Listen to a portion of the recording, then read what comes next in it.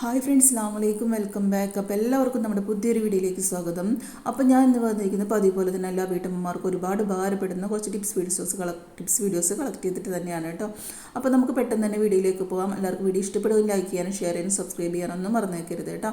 അപ്പോൾ നമുക്ക് ഉപ്പ് വെച്ചിട്ട് നമ്മുടെ വീട്ടിൽ അടുക്കളയിൽ എന്തൊക്കെയാണ് ഉപകാരങ്ങൾ ആദ്യം കണ്ടു നോക്കാം.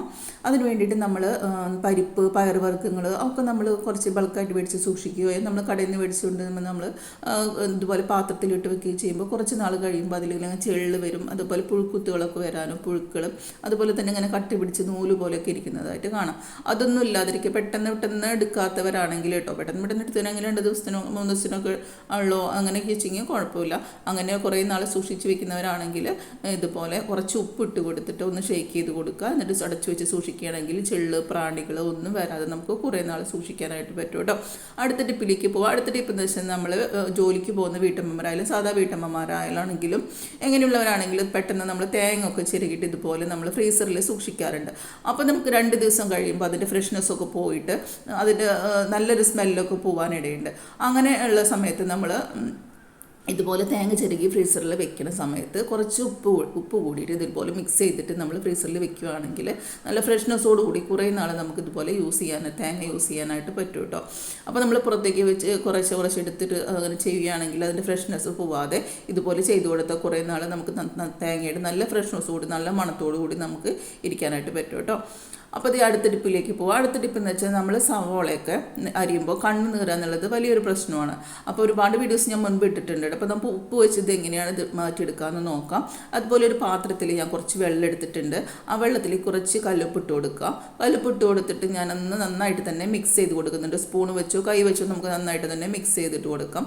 ഇനി ഇതിലേക്ക് നമ്മുടെ സവോള ഇട്ട് കൊടുത്തിട്ട് കുറച്ച് നേരം 5 മിനിറ്റ് കഴിഞ്ഞതിന് ശേഷം നമുക്ക് അരിഞ്ഞെടുക്കുകയാണെങ്കിൽ വൃത്തിയായി കഴുകിയതിന് ശേഷം നമുക്ക് ഈ ഉപ്പുവെള്ളത്തിൽ ഇട്ട് കൊടുക്കുക കേട്ടോ. എന്നിട്ട് നമുക്ക് 5 മിനിറ്റ് അതിലേക്ക് വെച്ച് കൊടുത്തതിന് ശേഷം നമുക്ക് അരിഞ്ഞെടുക്കുകയാണെങ്കിൽ ഒട്ടും കണ്ണിൽ നിന്ന് വെള്ളം വരാതെ നമുക്ക് അരിഞ്ഞെടുക്കാനായിട്ട് പറ്റും കേട്ടോ.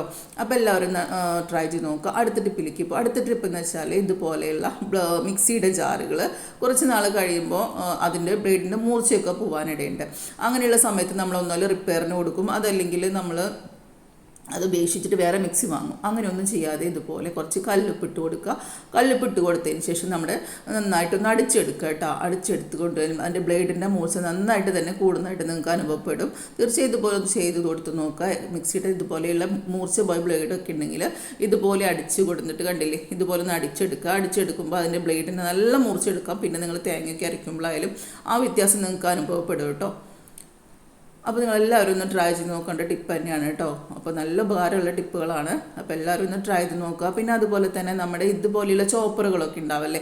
അപ്പോൾ ഞാൻ മുൻപ് ഒരു വീഡിയോയിൽ ഇതുപോലെ ഇട്ടിട്ടുണ്ടായിരുന്നു. അപ്പോൾ എല്ലാവരും കണ്ടു നോക്കുക. മുൻപത്തെ വീഡിയോസൊക്കെ ഒന്ന് കണ്ടു നോക്കുക കേട്ടോ. അപ്പോൾ ഈ കല്ലുപ്പ് ഇതിലേക്ക് ഇട്ട് കൊടുത്ത് ജസ്റ്റ് ഇത് വെച്ചിട്ടൊന്ന് വലിക്കുകയാണെങ്കിൽ അതിൻ്റെ ഈ ഇതുപോലെയുള്ള ചോപ്പറിൻ്റെ മൂർച്ചയും പെട്ടെന്ന് നമുക്ക് കൂട്ടിയെടുക്കാനായിട്ട് പറ്റും കേട്ടോ. അപ്പോൾ ചോപ്പറിന് മൂർച്ചയില്ലാന്ന് വെച്ചിട്ട് ബ്ലേഡിന് മൂർച്ചയില്ല ആരും ഉപേക്ഷിക്കരുത്. ഇതുപോലെ കല്ലുപ്പ് ഇട്ട് കൊടുത്തിട്ട് നന്നായിട്ട് തന്നെ വലിച്ചെടുത്താൽ കുറേ നാൾ നമുക്ക് ചോപ്പർ യൂസ് ചെയ്യാനായിട്ട് പറ്റും. ഇനി നമുക്ക് അടുത്ത ടിപ്പിലേക്ക് പോവാം. അടുത്ത ടിപ്പെന്ന് വെച്ചാൽ നമ്മൾ പാലൊക്കെ മേടിച്ച് കൊടുത്തിട്ട് ഡയറക്റ്റ് നമ്മൾ കുറച്ച് നേരം കഴിഞ്ഞ് കഴിഞ്ഞാൽ ഫ്രിഡ്ജിലേക്ക് വെക്കും അല്ലേ.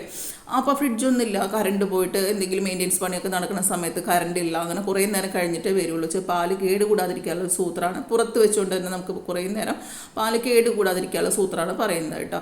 അപ്പോൾ പാലിലേക്ക് ഒരു നുള്ളു ഉപ്പ് ഇതുപോലെ ഒരു ചെറിയ പിഞ്ച് ഉപ്പ് ഇതുപോലെ ഇതാക്കിയിട്ട് നമുക്ക് ഒരു സ്പൂൺ വെച്ച് നന്നായിട്ട് മിക്സ് ചെയ്ത് കൊടുക്കാം.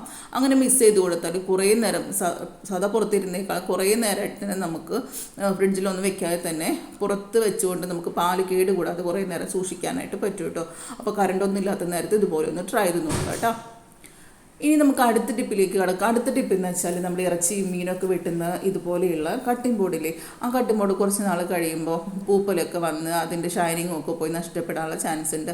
അപ്പോൾ ആഴ്ചയിൽ ഒരു ദിവസമോ അല്ലെങ്കിൽ 2-3 ദിവസം കൂടുമ്പോഴും ഇതുപോലെയൊക്കെ ഒന്ന് ചെയ്ത് കൊടുത്താൽ നമ്മുടെ കട്ടിംഗ് ബോർഡ് കുറേ നാൾ പുതുമയോടെ ഇരിക്കാനായിട്ട് പറ്റും. അതിന് വേണ്ടിയിട്ട് ഞാൻ ഇട്ടെടുക്കുന്നത് കുറച്ച് കല്ലുപ്പിട്ട് കൊടുക്കുന്നുണ്ട് കേട്ടോ. നിങ്ങളുടെ കയ്യിൽ പൊടിപ്പാണെങ്കിലും കുഴപ്പമൊന്നുമില്ല. അതുപോലെ കല്ലുപ്പാണ് കുറച്ചുകൂടി നല്ലത്. അപ്പോൾ കല്ലുപ്പിട്ട് കൊടുക്കുന്നുണ്ട്. കല്ലുപ്പിട്ട് കൊടുത്തതിന് ശേഷം അതിലേക്ക് കുറച്ച് വിനാഗിരി ഒഴിച്ചു കൊടുക്കാം. കുറച്ച് വിനാഗിരി ഒഴിച്ച് കൊടുത്ത് ഏതെങ്കിലും ഒരു സ്ക്രബ്ബർ ഉപയോഗിച്ച് നമുക്ക് നന്നായിട്ട് തന്നെ ഒന്ന് ഉരച്ച് കഴുകി കൊടുക്കാം. ഇതുപോലെ നന്നായിട്ട് കൈ വെച്ചിട്ട് ഇതിനടുത്തൊന്ന് വിനാഗിരി ഒന്ന് ആക്കി കൊടുക്കുക കേട്ടോ. വിനാഗിരി ഉപ്പും കൂടെ ഒന്ന് ചേരുന്നതിന് വേണ്ടിയിട്ട് ആക്കി കൊടുക്കുക, എല്ലാ ഭാഗത്തേക്കും ഒന്ന് ആക്കി കൊടുക്കാം. എന്നിട്ടൊരു സ്ക്രബ്ബർ ഉപയോഗിച്ച് നമുക്ക് നല്ല രീതിയിലൊന്ന് ഉരച്ച് കഴുകി കൊടുക്കാം. രണ്ട് ഭാഗത്ത് ഇതുപോലെ ചെയ്തെടുക്കാം കേട്ടോ. ഞാനിപ്പോൾ ഒരു ഭാഗം കാണിച്ചിട്ടുള്ളൂ, രണ്ട് ഭാഗം ഇതുപോലെ ചെയ്തെടുക്കുക. അപ്പോൾ സ്ക്രബ്ബർ വെച്ചത് ഞാൻ ഉരച്ചെടുക്കുന്നുണ്ട് കേട്ടോ. നന്നായിട്ട് തന്നെ അതിൻ്റെ എവിടേക്കാണോ പൂപ്പലുകളും ഉള്ളത്, അതുപോലെ തന്നെ കരിമ്പലൊക്കെ കുത്തും പെട്ടെന്ന് കട്ടിംഗ് ബോർഡുകളൊക്കെ ഈ വുഡിൻ്റെ ആയിരിക്കുമ്പോൾ, അപ്പോൾ അതുപോലെയൊക്കെ ആ ഭാഗത്തൊക്കെ നന്നായിട്ട് ഉരച്ച് കഴുകി കൊടുക്കുക. ഇനി ഞാനിത് നന്നായിട്ട് കഴുകി കൊടുത്ത് വന്നിട്ടുണ്ട്, നല്ല വെള്ളത്തിൽ വാഷ് ചെയ്ത് വന്നിട്ടുണ്ട് കേട്ടോ.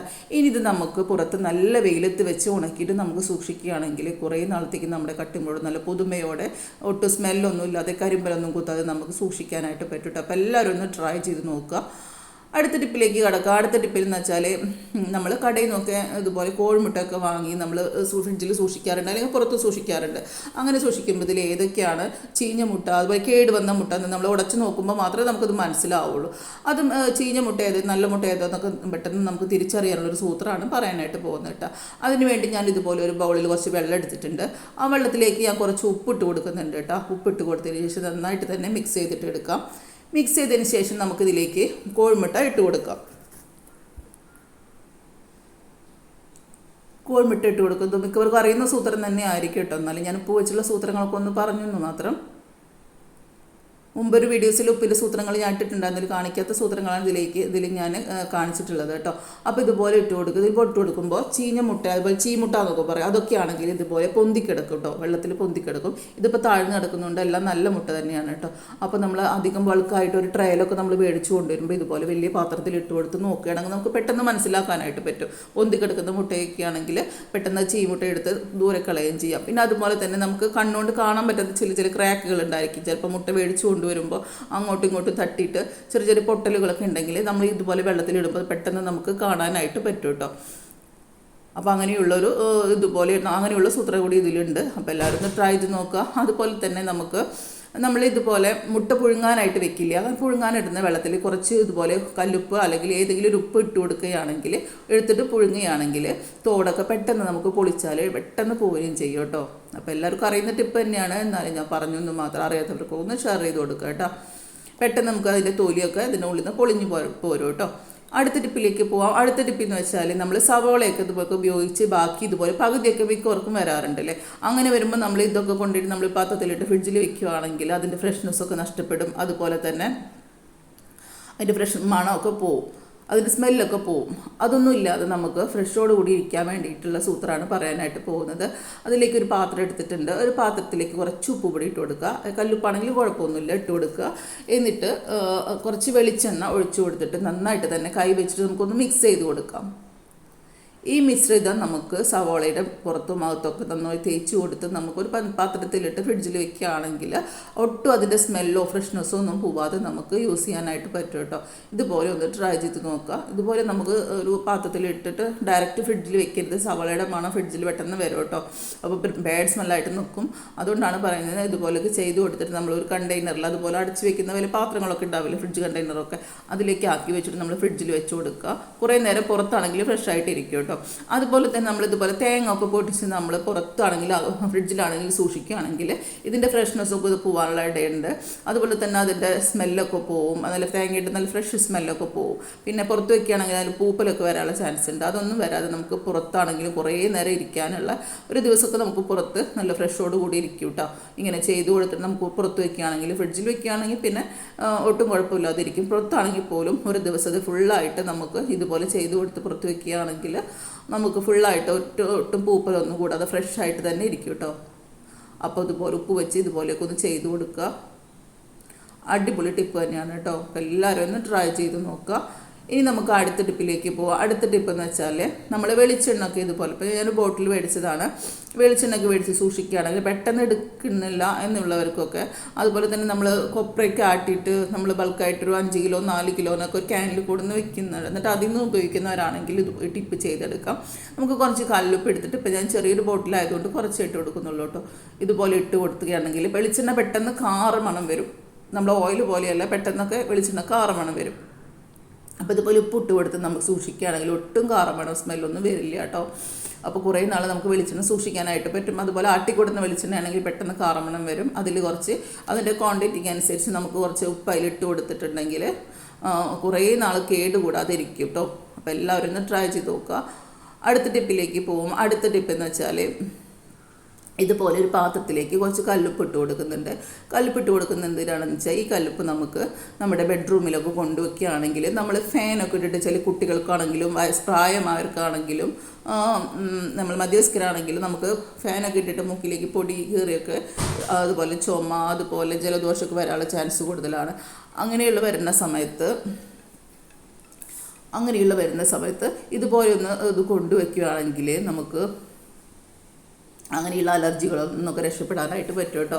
അപ്പോൾ ഒന്ന് ട്രൈ ചെയ്ത് നോക്കുക. ഒരു ഇതുപോലെ ബൗളിൽ ഉപ്പുണ്ടെങ്കിൽ അത് കട്ടിൻ്റെ അടിയിലായിട്ടോ അതുപോലെ സൈഡിലായിട്ടോ എവിടെയെങ്കിലും ഇതുപോലെ വെച്ച് കൊടുത്താൽ മതി കേട്ടോ. അപ്പോൾ അലർജിയൊക്കെ പോയി കിട്ടും. ഇനി നമുക്ക് അടുത്ത ടിപ്പിലേക്ക് പോവാം. അടുത്ത ടിപ്പ് എന്ന് വെച്ചാൽ നമ്മൾ ഇതുപോലെ ഒരു പാത്രത്തിൽ കുറച്ച് വെള്ളം തിളപ്പിക്കാനായിട്ട് ഗ്യാസിൽ വെച്ചിട്ടുണ്ട്. ഇനി നമുക്ക് 4-5 വെളുത്തുള്ളി തൊലിയോടുകൂടെ തന്നെ ഞാനൊന്ന് ചതച്ചിട്ട് ഇതിലേക്ക് ഇട്ട് കൊടുത്തിട്ടുണ്ട് കേട്ടോ.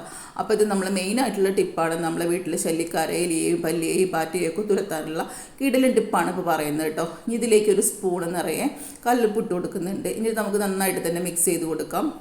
അതിനുശേഷം ഞാനിത് തിളച്ച് വരുമ്പോൾ അതിലേക്ക് കുറച്ച് മഞ്ഞൾപ്പൊടി നല്ല ആൻറ്റിസെപ്റ്റിക്കാണ് കേട്ടോ. നമ്മുടെ ഇഴജന്തുക്കൾക്കൊക്കെ വളരെ അധികം ശത്രുവാണ് ഈ മഞ്ഞൾപ്പൊടി. അതിൻ്റെ സ്മെല്ലും ഇഷ്ടമല്ല. അതുകൊണ്ട് മഞ്ഞൾപ്പൊടി കൂടി ഞാനിതിലേക്ക് ഇട്ട് കൊടുക്കുന്നുണ്ട്. ഇനി നമുക്ക് ഒന്നുകൂടെ തിളപ്പിച്ചതിന് ശേഷം ഞാനിത് ഓഫ് ചെയ്ത് കൊടുക്കാം. നന്നായിട്ട് തിളപ്പിച്ചെടുത്തിട്ടുണ്ട്. ഇനി നമുക്ക് ഇതൊന്ന് ഓഫ് ചെയ്ത് കൊടുക്കാം. ഓഫ് ചെയ്ത് കൊടുത്തതിന് ശേഷം നന്നായിട്ടൊന്ന് തണുത്ത് വരട്ടെ. തണുക്കാനായിട്ട് വെക്കുന്നുണ്ട് കേട്ടോ. നമുക്ക് തണുത്തതിന് ശേഷം നമുക്കിതിലേക്ക് എന്താ പറയുക കുറച്ച് വിനാഗിരിയും അതുപോലെ തന്നെ പിന്നെ ഇതിലേക്ക് ഒഴിക്കുന്നത് ഞാൻ ലൈസോളാണ് ഒഴിക്കുന്നത്. ഒരു മുടി ലൈസോൾ ഒഴിച്ചെടുക്കുന്നുണ്ട് കേട്ടോ. നമുക്ക് വേണമെങ്കിൽ ഹാർപ്പിക്കോ അതല്ലെങ്കിൽ എന്തെങ്കിലും വേറെയുള്ള ഇതുപോലെയുള്ള ഹാർപ്പിക്ക് പോലെയുള്ള വേറെ എന്തെങ്കിലും വസ്തുക്കളുണ്ടെങ്കിൽ അതുപോലെ ഒഴിച്ചെടുക്കാം. ഞാനിപ്പോൾ ലൈസോളാണ് ഒഴിച്ചെടുത്തത്. നിങ്ങൾക്ക് ലൈസോൾ ഒഴിക്കാം, ഹാർപ്പിക്ക് ഒഴിക്കാം, അതുപോലെ ഡെറ്റോൾ ഒഴിക്കാം. എന്ത് വേണമെങ്കിലും ഒഴിക്കാം കേട്ടോ. അതൊക്കെ ഇഴജന്തുക്കൾക്കും അതുപോലെ പല്ലിപ്പാറ്റകൾക്കൊന്നും ഇഷ്ടമില്ലാത്തൊരു സാധനമാണ് കേട്ടോ. അതുകൊണ്ടാണ് ഞാൻ പറഞ്ഞത്. ഏതെങ്കിലും താല്പര്യമുള്ളച്ചെങ്കിൽ അത് ഒഴിച്ചെടുക്കാം കേട്ടോ. അപ്പോൾ ഞാൻ ലൈസോൾ ഒഴിച്ച് നന്നായിട്ട് തന്നെ മിക്സ് ചെയ്തിട്ടുണ്ട്. ഇനി ഇത് ചൂടാറിയ ശേഷമാണ് ഞാൻ അതൊക്കെ ചെയ്തിട്ടുള്ളത് കേട്ടോ. അപ്പോൾ ഇനി ഇത് നമുക്കിതൊരു കുപ്പിയിലേക്ക് ആക്കി കൊടുക്കാം. ഇതുപോലെയൊരു സ്പ്രേ ബോട്ടിലേക്കോ അല്ലെങ്കിൽ ഇതുപോലെയുള്ള ലിക്വിഡിൻ്റെ ഏതെങ്കിലും പഴയ ബോട്ടിലേക്കോ നമുക്ക് ആക്കി കൊടുക്കാം. ആക്കി കൊടുത്തതിന് ശേഷം നമുക്ക് എവിടേക്കാണ് പല്ലിപ്പാറ്റ കൂടുതലായിട്ട് വരുന്നത് അവിടേക്ക് നമുക്കിതൊന്ന് കൊണ്ടുപോയി ഒഴിച്ചു കൊടുക്കാം. പല്ലികളുടെ പാറ്റകളുടെ രാത്രി ശല്യം ഒക്കെ ഉള്ളിടത്തൊക്കെ ഗ്യാസ് സ്റ്റോപ്പിൻ്റെ അടിയിലായിട്ടോ ഗ്യാസ് വെക്കുന്നിടത്തോ എവിടെയൊക്കെയാണ് കൂടുതലായിട്ട് ചെയ്ത് കൊടുക്കാം. അതുപോലെ തന്നെ ഇതുപോലെ നമ്മുടെ രാത്രി പണികളൊക്കെ കഴിഞ്ഞ് വരുമ്പോൾ സിങ്കിലേക്ക് ഇതുപോലെ കുറച്ച് ഒഴിച്ചു കൊടുക്കുകയാണെങ്കിൽ അതിൻ്റെ ഉള്ളിൽ നിന്ന് വരുന്ന ബാക്ടീരിയകൾ അതുപോലെ തന്നെ സ്മെല്ല് അതുപോലെ തന്നെ പഴുതാരകളൊക്കെ ഉള്ളിൽ നിന്ന് പുറത്തേക്ക് വരില്ല. അതൊക്കെ പോയി പോകും കേട്ടോ. അങ്ങനെയുള്ളതൊന്നും വരില്ല. ഇതിൽ ഉപ്പും മഞ്ഞൾപ്പൊടിയും വെളുത്തുള്ളിയുടെയൊക്കെ സ്മെല്ല് കാരണം അങ്ങനെയുള്ള ജന്തുക്കളൊക്കെ നശിച്ചു പോകും. അപ്പോൾ ഇതിനുള്ളൊന്നും വരില്ല. പിന്നെ അതുപോലെ തന്നെ നമ്മളെ വീടിൻ്റെ ചുറ്റുഭാഗത്തും ഇതൊക്കെ ഒന്ന് കൊണ്ടുപോയി ഒഴിച്ചു കൊടുക്കുക. തറയുടെ ഭാഗത്തൊക്കെ ഏതെങ്കിലും പൊത്തുകളിലും മാളങ്ങളും എലിപ്പൊത്തുകളും ഒക്കെ ഉണ്ടെങ്കിൽ അവിടേക്ക് ഇത് കൊണ്ടുപോയിട്ട് ഒഴിച്ചു കൊടുക്കുക കേട്ടോ. പിന്നീട് അതുപോലെ തന്നെ നമ്മൾ എലിയുടെ മാളങ്ങളൊക്കെ ഉള്ള ഭാഗത്തേക്ക് ഇതൊക്കെ ഒന്ന് കൊണ്ടുപോയി ഒഴിച്ചു കിടക്കുകയാണെങ്കിൽ ഇഴജന്തുക്കളൊന്നും വീടിൻ്റെ പരിസരത്തേക്ക് പോലും വരില്ല. അതുപോലെ ഇതിൻ്റെ മാളങ്ങളിലേക്ക് കൊണ്ടുപോയി ഒഴിച്ചു വയ്ക്കുകയാണെങ്കിൽ ആ ഭാഗത്തേക്ക് പോലും എലി വരില്ല. പിന്നെ അതിൻ്റെ ശല്യം ഉണ്ടാകത്തില്ല കേട്ടോ. അപ്പോൾ എല്ലാവരും ഒന്ന് ട്രൈ ചെയ്ത് നോക്കട്ടെ. കിടിലൻ ടിപ്പ് തന്നെയാണ്. അപ്പോൾ ഉപ്പ് വെച്ചിട്ടുള്ള എല്ലാ ടിപ്പും എല്ലാവർക്കും ഇഷ്ടപ്പെട്ടു എന്ന് വിചാരിക്കുന്നു. എല്ലാവരും ഉപകാരപ്പെട്ടു എന്ന് വിചാരിക്കുന്നു.